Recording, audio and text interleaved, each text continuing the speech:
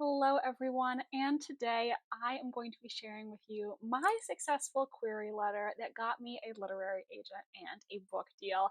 I promised you guys months ago when I announced my book deal that I would be sharing this, and today I'm finally filming this video for you all. I hope that it is helpful. I personally think the most helpful way to structure this video would be to just read the query letter straight through and then go paragraph by paragraph to break it down. There will be timestamps in the description if you want to just skip to the paragraph by paragraph breakdown. My purpose with this video is not only to share the query letter for my debut novel coming out summer 2026, but also to help anyone out there who is currently querying, struggling to write a query letter, and wants some tips. And this query did land me my agent, and my agent made very minimal changes to it when she was pitching my eventual publisher, so I like to think that this query letter worked out really well in the end. And remember, if this pitch sounds interesting to you, this book is coming out from Berkeley in summer 2026, so you can read it then and follow along for more info as it comes out. So first, I'm going to read the query letter straight through. I exported it as a PDF just so I could mark it up, and this is exactly word for word what I sent my now agent. Dear Abby Saul, The Cloak and Dagger Club is my adult historical mystery, complete at 89,000 words. It's inspired by the Detection Club, a real-life organization whose members have included Agatha Christie and Dorothy L. Sayers. My manuscript pays homage to the mystery tradition. Like everyone in my family has killed someone by Benjamin Stevenson, with the 1930s setting of Colleen Cambridge's A Trace of Poison. It features mixed media elements, including short book within a book excerpts. London, 1930. Introverted author Lucy Hubbard receives an invitation to the Cloak and Dagger Club, an exclusive society for crime writers. Eager to advance her career, Lucy jumps at the chance, though she is curious about why she was invited. It's a rare honor for a debut novelist. Lucy's new clubmates include an ex-Scotland Yard detective, an eccentric noblewoman, a mystery-obsessed American, and rising literary star Frank Murray, Lucy's former lover. Though Lucy hopes to keep things professional, seeing Frank again after 3 years unearths painful memories and tender feelings. When the club's tyrannical president receives a literal knife in his back, a recent conflict makes Frank the prime suspect. To prove his innocence, Lucy follows a trail of blackmail. Her clubmates' personal and professional lives aren't as successful as they seem, and they all have a motive for murder. With the killer threatening her life, Lucy has more to lose than a second chance at love. She was brought to the Cloak and Dagger Club for a reason. She'll have to take all her crime-solving skills from the page to real life if she wants to make it out alive. I graduated a degree in English with a creative writing concentration and currently work as a marketing copywriter. I am an active member of the Mystery Writers of America and frequently post writing updates on my YouTube channel. A short story related to this manuscript was published in Malice Domestic, Mystery Most Devious. And then I just said thank you for your time and consideration and signed off with my name. So that's it. That's my successful query letter for my novel. It got me one offer of representation and several requests. Hope you enjoyed it. Hope it piqued your interest for the book when it comes out next year. But now we're going to go paragraph by paragraph and we're going to break this down and share my top query letter writing tips. I do have highlighting turned on in my PDF so we can highlight parts as we go along. First of all, the greeting at the top. I personally think it's best just to use the agent's full first and last name because that way it's still professional, but you're also not presuming the agent's gender or using a prefix that they may not prefer. I mean, one thing about the English language is that all men are addressed as Mr., but for a woman, you could be a Mrs., a Miss, or a Ms., and you don't know if the agent's married or not. You don't know if they identify with a certain gender. And I think just using their full first and last name is a way to still be professional without potentially using something that's not their preference. The first paragraph is going to be your statistics, the basic information about your book. So I say in the very first sentence, The Cloak and Dagger Club is my adult historical mystery, complete at 89,000 words. So here I am saying the title, and I put it in all caps so it stands out. I also said the audience, this is an adult book, and the genre. Now, an interesting thing is that I did not specify whether this was a standalone or part of a series because I originally wrote this as a standalone. When I originally wrote this query letter, I wrote historical mystery standalone. But then I had so much fun writing it that I really wanted to make it a series. And so when I sent the query letter, I did not specify whether it was a series or not. And ultimately, I did end up getting a 2-book deal with my publisher. There will be a sequel. But that's the reason why I didn't specify, because in my heart, I knew it stood alone, but I really wanted to write a sequel.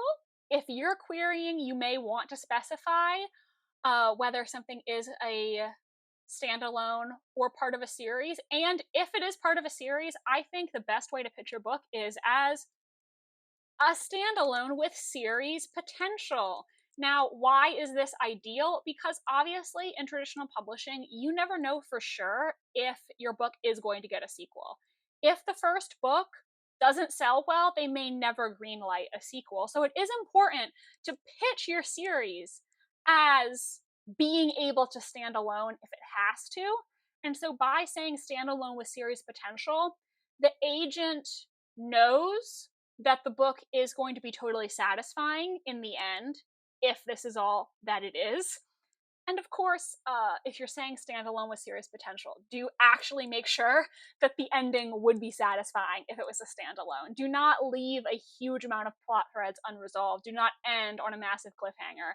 Make it so that if a reader read just this one book and never read from you again, they would be satisfied with the story. Now, also in query letters, the verbiage is complete at however many words it is. This is just so the agent knows that your book is finished. All books that you query are supposed to be complete. However, there are on instances people who query unfinished books, so using the phrase complete at just lets them know, hey, I know that the book needs to complete, and it is complete. Just makes that clear. I then said it's inspired by the Detection Club, a real-life organization whose members have included Agatha Christie and Dorothy L. Sayers. This line, a much shorter version of it, actually ended up in my book deal announcement, so that clearly resonated, and this was just so they knew the real-life inspiration of this story. And now we're getting to everyone's favorite thing, she says not at all sarcastically, comp titles. And I was having a hard time finding comp titles for this book. Now, generally speaking, when you're picking comp titles, you want things that are in the same age category as yours. So, for example, if you wrote an adult book, do not pick a young adult book as a comp title. You want them to be books that sold decently well and were published within the last 5 years. You also do not want to pick something that was so wildly successful that it makes you sound arrogant. If I had said that my book was like Harry Potter, which it's nothing like Harry Potter, but I'm just using that because it's one of the highest selling books of all time, that would make me sound kind of deluded. Because if we're being honest with ourselves, the vast majority of us are never ever going to sell as many books as the Harry Potter series sold. So you want to pick something that's successful, but also realistic. Now, I was having a hard time picking comp titles because I was having a hard time finding books that I felt like matched my book in terms of plot and tone. So what I actually did was I specified with my comp titles what specific things they had in common with my book. So, pays homage to the mystery tradition, like Everyone in My Family Has Killed Someone by Benjamin Stevenson. So this is a book that people were mentioning as a potential comp for me. I did really like this book. However, when people review this book, a lot of people discuss it as a funny book, and I would not describe my book as funny. I do think it is witty at times. I hope that it comes across as clever, but I don't think it's laugh out loud funny. So I wanted to specify what it is that my book and this book have in common. So when people are looking at this comp title, they understand the comparison and are not expecting a laugh out loud funny book from my manuscript when that's not what I was going for. And then, since Everyone in My Family Has Killed Someone is not a historical book, for my other comp, I picked a historical mystery, and I said, with the 1930s setting of Colleen Cambridge's A Trace of Poison. This is the second book in a series, and the reason that I picked this book in the series specifically is because this is a series that follows Agatha Christie's housekeeper as the amateur sleuth. And this book in the series actually features several of Agatha Christie's colleagues from the Detection Club, Dorothy L. Sayers, G.K. Chesterton, and Antony Barclay Cox. So that was another thing that it had in common with my book. That the Detection Club was the inspiration for my book, and this book references the Detection Club and some of its members. And then I also said it features mixed media elements, including short book within a book excerpts. I felt like that was just an important thing for people to know about my book. If you don't know what mixed media elements are, that's when a book has other forms of media. So mine has some newspaper articles in it. It has these book within a book parts. Other examples would be something like The Appeal by Janice Hallett, which has a lot of emails. It's told entirely through emails. Somebody on Pub Tips was snarky to me, being like, mixed media elements, it has a light show. And like, dude, if you're going to be condescending, please at least know what you're talking about. Mixed media elements is a known term. I didn't make this up, okay? And now we're getting to the plot paragraphs. I started off with a timestamp, London 1930. If you're writing historical fiction, don't be afraid to put a timestamp at the beginning so people can ground themselves in time and place. I think it is better to just put a timestamp than try to unnaturally insert a bunch of details about when specifically it is. It's not bad writing to put a timestamp. It's going to help the reader figure out what's going on faster. Now, your query letter needs to tell the potential agent several things. 1, character. 2, goal. 3, motivation. 4, conflict. And 5, stakes. So let's go through my plot paragraphs and find the answers to these 5 points. So Lucy is my main character. She is the first person named in this query letter, and so we know that the book is about her. We give a quick description describing her as an introverted author, just so you get an idea of her character without wasting too much word count on it. And the inciting incident of this book is her being invited to this exclusive society for crime writers. Now, another thing about query letters is you don't want to put too many names in the query letter because it makes it very confusing. It is hard to remember a lot of character names at one time, and it also can confuse the person reading because when you give a character a name, that tells the person reading that that character is important and someone they're supposed to remember. So if I wrote this query letter and I named 10 people, it would get very bogged down and the agent would have a hard time knowing who's actually the main focus of the book. So the only 2 characters that I name in this query letter are Lucy and Frank, because Lucy's the protagonist and Frank, I think, is the second most important character in the book. I would define him as either a co-protagonist or a deuteragonist. That's not a word that I get to use that often. And so those are the only 2 people who receive names in the query letter. However, to add a little bit of intrigue and flair, I did mention other characters without naming them. Anne, ex-Scotland Yard detective. Anne, eccentric noblewoman. A mystery-obsessed American. These all give a little bit of detail to the plot, make it a little more interesting. It's telling the reader, okay, these are people that you're going to meet if you read this book. But I'm not naming them because even though they are major characters, their names are not something the reader needs to know at this point. With these descriptions, I'm adding a little bit of color, but not bogging down the query with a bunch of names the reader doesn't need to know right now. And in the final sentence of this first paragraph, I'm introducing the romantic subplot. This book does have a second chance romance, and so we are introducing that element by saying that seeing him again unearths painful memories and tender feelings. I'm also subtly letting you know that it's been 3 years since they last saw each other. He's described as a former lover.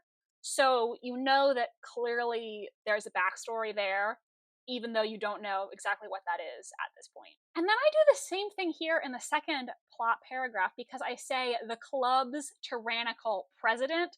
Again, mentioning him, he is important for this query letter, but we don't need to know his name. We can just describe him very succinctly as the club's tyrannical president. And the use of the word tyrannical tells you the kind of character that he is going to be. I also used a literal knife in his back, and I have to say, some people told me they didn't like the use of the word literal here, but I kept it because I like it. Obviously, a knife in the back is metaphorical. You can say that somebody who betrayed you stabbed you in the back, but in this case, he literally got stabbed in the back. Like, not figuratively speaking, he literally got stabbed in the back and died. So the second paragraph starts, when the club's tyrannical president receives a literal knife in his back, a recent conflict makes Frank the prime suspect. To prove his innocence, Lucy follows a trail of blackmail. So here we are introducing the next two things that a query letter needs to have: Lucy's goal, to prove Frank's innocence, to prove that he's innocent of this murder. And what is her motivation for doing that? Well, we know from earlier that they have a previous relationship and she still has tender feelings for him. So that is her motivation, why she feels like she needs to prove that he didn't do it. We also specify a little bit about what's going to happen while she is conducting this investigation, because we mentioned that she is following a trail of blackmail and all of the club mates have secrets. Now, I specified that their personal and professional lives aren't as successful as they seem, because just saying that people have secrets is vague.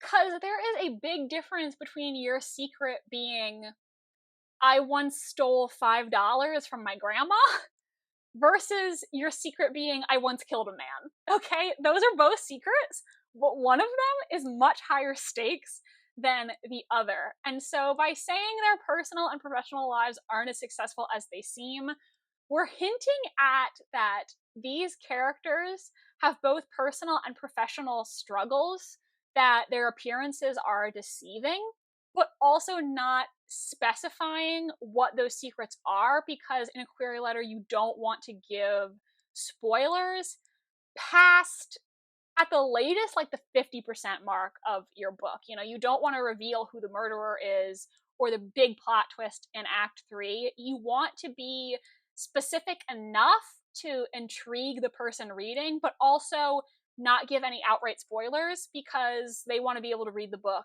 and discover for themselves. And also, by saying they all have a motive for murder, we're establishing that whatever these secrets are, they are clearly big enough that the characters would potentially commit murder to keep them hidden. And again, let's go back to these points. Okay, so far, main character is Lucy. Her goal is to prove that Frank's innocent of murder. She's motivated to do that because they have a previous relationship and she still has love for him. The conflict now comes in the next sentence. With the killer threatening her life, Lucy has more to lose than a second chance at love.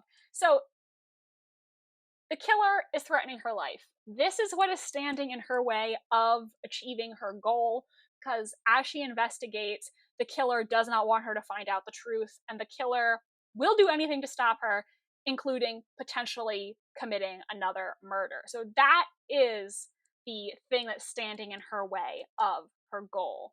And the final thing that your query letter needs to have in the plot paragraphs is the stakes. And in terms of the stakes, ask yourself, what would happen if my main character fails in their goal? Or additionally, ask yourself, what is literally the worst thing that could happen? What is the worst thing that could potentially happen to my main character? And the stakes here for Lucy are kind of twofold. She could lose a second chance at love, and also literally die if she wants to make it out alive. And this is something that's at stake in most mysteries and thrillers, literal life and death, because when you are trying to solve a murder, you're going head to head with somebody who has killed and could potentially kill again. And I don't think there's really any bigger stake than the loss of your own life. But I do think at the same time, it is important to also have something that's a little more personal to your character specifically, and that is the second chance at love. You know, this is a relationship that's very important to her. She's still has love for him from the past. Those are the things that your plot paragraphs need to have. Character, who's the main character that we're following in this? Goal, what is it that character wants? Motivation, why is it that they want that thing? Conflict, what's standing in their way of getting that thing that they want? Stakes, what happens if they don't get it? Or alternatively, what's the worst thing that could possibly happen? And finally, my bio paragraph. Now, the query letter bio is something that a lot of people struggle with. And to be honest, it is totally okay if you don't have any writing qualifications. The bio paragraph is just meant to let the agent know a little bit about you, to humanize yourself to them. So I put that I have a degree in English with a creative writing concentration. Shows that this is something I've been passionate about a long time. I put that I currently work as a marketing copywriter. You know, your current job is something you can very easily mention, and also the fact that I work in marketing and copywriting, that potentially could be an asset. I put that I'm a member of the Mystery Writers of America because that is a serious organization for mystery writers, and it shows that I take my writing and this genre very seriously, that I'm knowledgeable about my genre. I mentioned my YouTube channel just because it is an important part of my life. I didn't put the username in this query letter. And generally speaking, only mention your follower count if it is a substantial follower count. You know, if you have 1,000 followers, like that's cool and all, but it's not really enough to impact your book's success in a meaningful way. If you have 100,000 followers, I don't think that hurts to mention it at all. You're not required to have a social media presence. But of course, if you have a lot of followers, that helps because that's a bunch of people who may want to buy your book.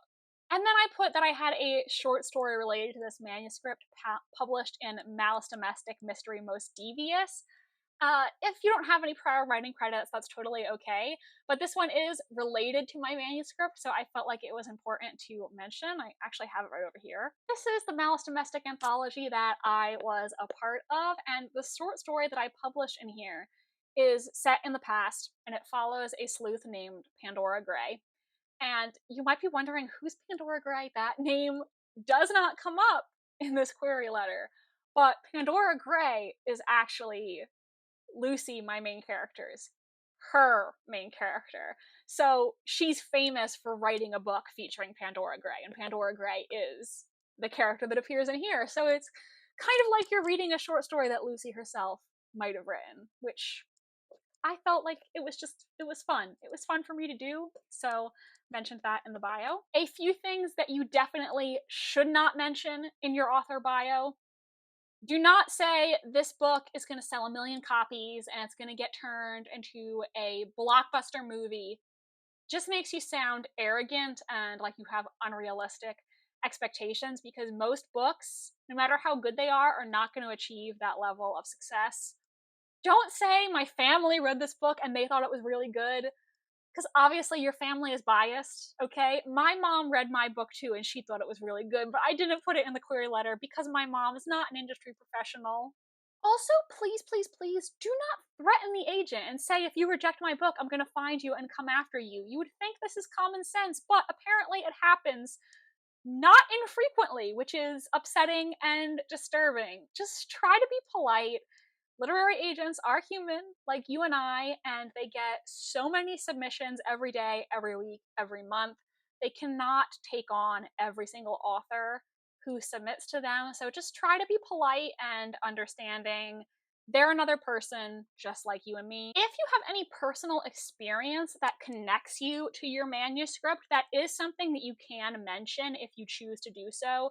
For instance, if your main character has a marginalized identity that you also have, or it's based on real things that happened in your life. If you wrote a police procedural and you work as a cop, definitely mention that. If you wrote a legal thriller and you're a lawyer, things like that, that sort of add a degree of authenticity to your book. Of course, you're not required to disclose anything you're not comfortable sharing, but those are things that could be helpful to include. You have no prior publications, you didn't study creative writing, you don't have an identity or backstory that you share with your character. It's totally fine to just give a really short description of yourself. Maybe say where you live.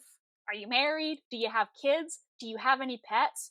Because everybody loves babies and pets. So these are just, things that you can include. The whole point of this paragraph is just to let the agent know that you're a real person, to make yourself feel real. And you don't have to write a long author bio. It can be short, it can just be a couple sentences. And another thing that I forgot to mention, if you go back to my first paragraph, you may notice that this query is not personalized. I put Abby's name at the top, but I did not include a specific line about why I was submitting to her. The second time I queried, did not really personalize any of them unless I was submitting to an agent who had requested my first manuscript when I was querying that. Otherwise, I put no personalizations and it didn't impact me at all. I got an agent with a query that wasn't personalized. So I just want to say, I think a lot of people say, oh, you have to personalize every query. Agents want you to personalize it or they're going to reject you. And I personally don't believe that. I think if there is a real reason you're submitting to this specific agent and you want to share that, that is totally fine. It can't hurt you.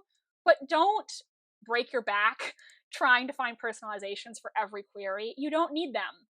I got an agent with this query, no personalization. So everybody, that is my successful query letter that got me an agent and a book deal. I think I hit all the main points, but if I forgot any, let me know any questions you might have in the comment section. And if you made it through this entire video, leave a magnifying glass emoji down below. The Cloak and Dagger Club is coming out from Berkeley, an imprint of Penguin Random House, in summer 2026. So if you want to be up to date on all the latest news, do subscribe to this channel. And if you'd like to watch another one of my videos, check out this one where I share all of my tips for how to get a literary agent. Thank you so much. I really appreciate you all, and I hope you have a wonderful rest of your day. I will see you next time.